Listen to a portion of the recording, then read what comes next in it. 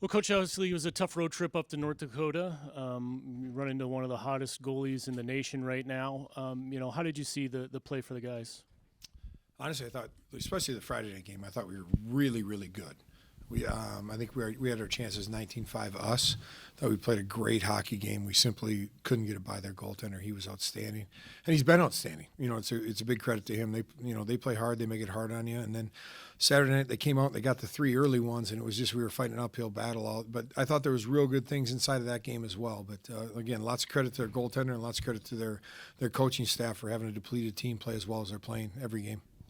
You get the fortunate results in the other contests, and the Broncos secure home ice for the playoffs. How much does that mean to this team? Well, first of all, we've earned home ice by our great play throughout the entire season. That was the thing that put us over the edge for that game. But it's a season-long stat that's kept that creates the playoffs, and we've been great all season.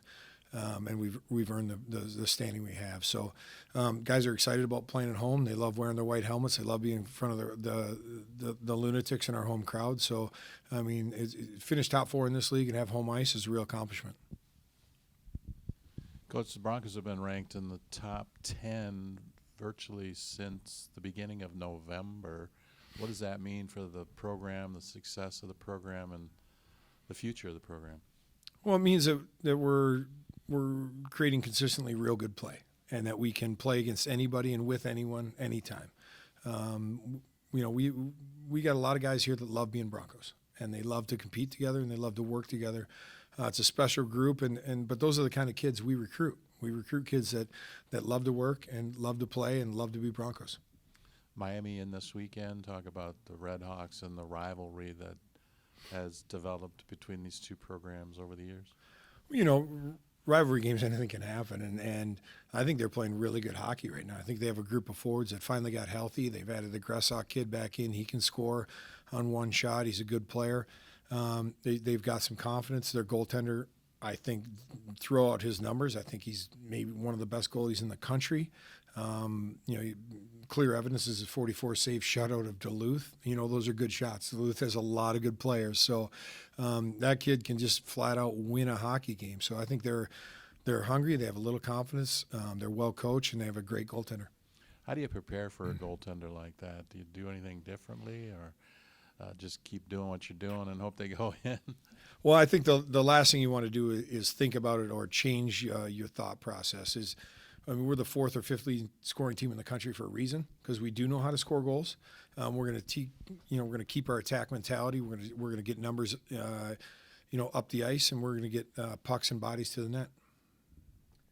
Coach Ethan Frank missed Saturday's game against North Dakota. Is he dealing with an injury right now? It's a minor. We believe it's a minor injury. It's a day-to-day. He didn't skate today. We think he's going to be back for this weekend, or we certainly hope so. But it's not a long-term thing as far as we know right now. How about Max Sass? And I know he took that big hit a couple weeks back into the bench, the opposing bench. And he missed last series. Do you expect him back this weekend? He did. That wasn't the play he got hurt on. It was just a sneaky little play where he tied up with a guy. But he's kind of the same day-to-day, with the possibility of returning this weekend. If not, for sure, I think the next weekend. And Paul Washi, I noticed that he's been removed from the roster. Can you give us an update on his status in regards to the team? I'll stick with my previous comments on that one. If you have any more questions on Paul Washi, our athletic director is here to answer those after I'm finished here.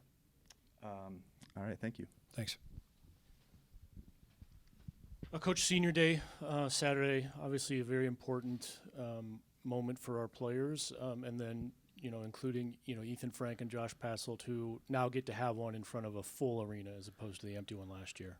Well, I think it's a special day and a special recognition of these guys and their opportunity to also kind of celebrate back with the fans that have supported them for 4 years and those guys 5 years. It's a special bond they create. They're here cheering us on every weekend, and these guys have been, here doing their best every weekend. So it's accumulation of 4 or 5 years of a career here at Western, and it's a really special night for these kids. Thanks, Coach. Thanks. All right, Drew, thanks for joining us. It was a tough weekend for Western Michigan up in North Dakota. What did you see from the team on Friday and Saturday night? Yeah, I think we we competed first and foremost. I think that was something that was never really up for question. We definitely brought energy and compete. There were just a couple mistakes that ended up in the back of our net, and just some things that we need to clean up in that aspect. And then just capitalizing on our chances. I think there were a lot of good opportunities that we had that we just didn't cash in on.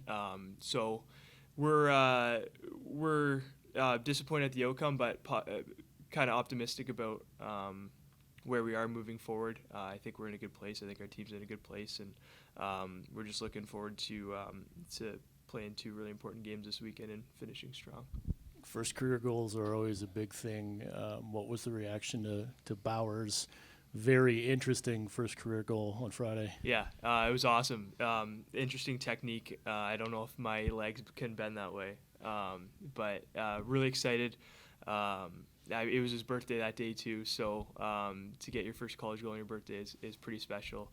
And so, yeah, we were really happy for him. He's been a great contributor for us this year, has really filled in a solid role back there, and he's just getting better every single game, and we're really happy for him. You get back at home this week. You've been through this gauntlet on the road for the second half of the season, and you've stayed up there. The program's been ranked in the top 10 for virtually the entire season, going all the way back to November. What does that mean for you guys as seniors and leaders on this team to see the success of the program as you came back for this final year? That's our goal coming into every single season is to win the national tournament. I think anytime you're shooting for anything less than that, it's a waste of time and a waste of effort. So we had our eyes on the prize right off the start, and to just the way things have gone so far has been great. But pretty soon none of that matters, right? We're getting to the point where basically every game from now on is a must win, and pretty soon they will for sure be must wins. And so, like I said, we're really confident in our group. We're excited with what we've done and what we have the possibility to do. I think all of our work that we've done throughout the season has put us in a great position. Kind of moving on here, but this is the time of year where we need to be playing our best hockey, and we plan on doing that. Having had to play the upper half of the league here throughout the second half, do you think that has prepared you mentally and for what's in store for postseason play? Has that been a help to you by playing such a demanding second half schedule? Yeah, I think that's the beauty of this conference, is you're playing the best teams in the country every single weekend, and you're battle tested every single time you step on the ice, and so there's really no weekends off. And so yeah, I think that's great for us to be able to get some success through that stretch. But also some learning experiences through some tough losses. I think anytime you lose and you don't learn from it, it's a waste. So we've had some good learning opportunities throughout this stretch as well. It's tough being on the road for that long against such tough opponents. But we've battled through that stretch, and that's all behind us. I think we've learned and we've grown, and we're just looking forward to kind of building off of that. Playing at home against Miami, this has become the hockey rivalry for Western Michigan over the years, having played so many times and playing them every 4 years. Talk about the rivalry with Miami and what the games are like. Yeah, you said it. It's a great rivalry.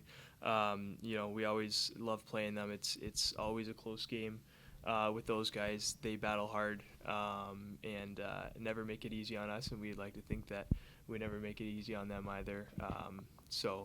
Earlier this year, those were some really tough games that we played there, and we expect nothing less, especially with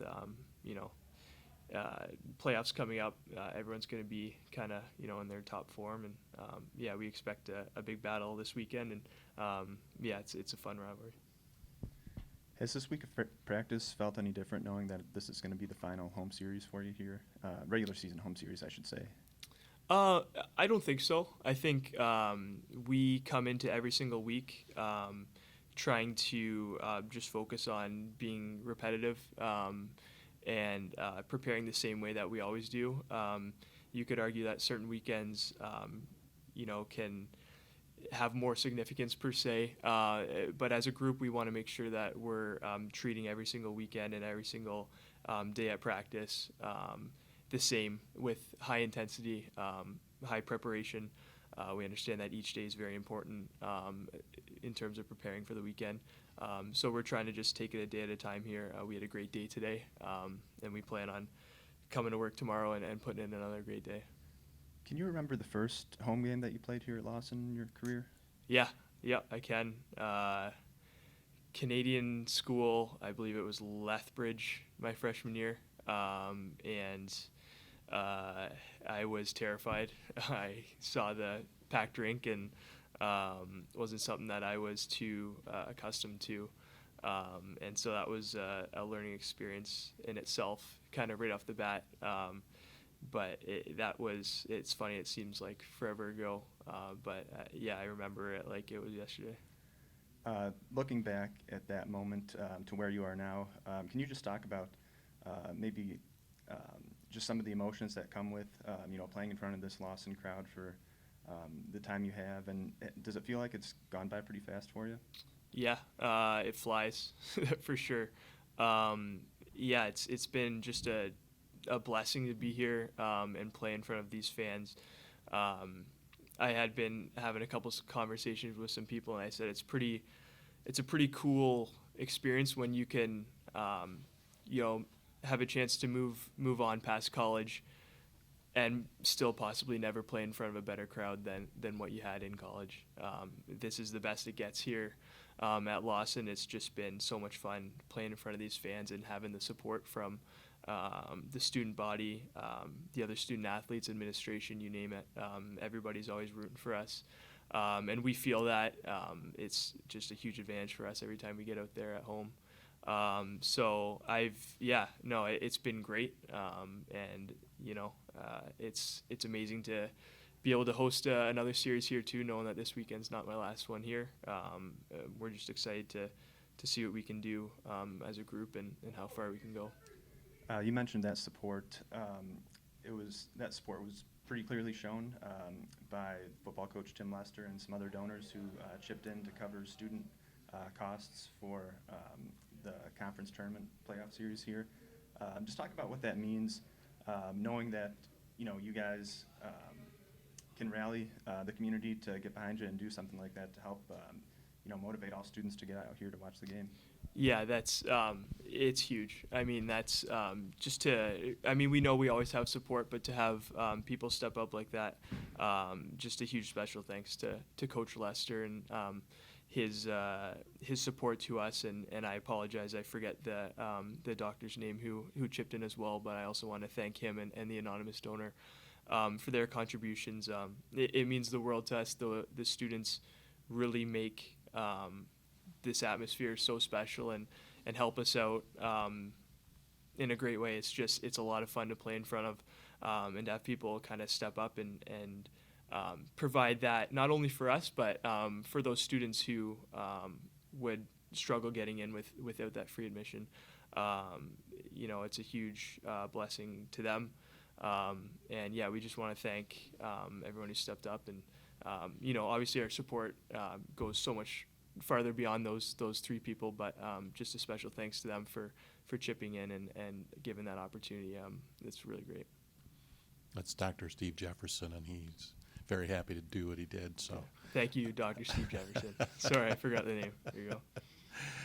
Hey, you guys had 21, I believe, of your teammates, or 21 hockey players from Western Michigan, named to the NCHC All-Scholar team, All-Academic team.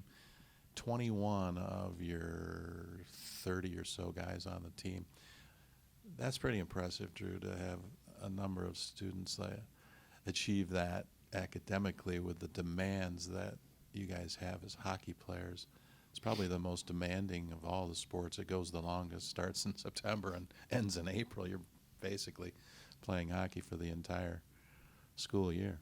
Yeah, we just we try and build a culture here where everything we do, we're doing to the best of our abilities.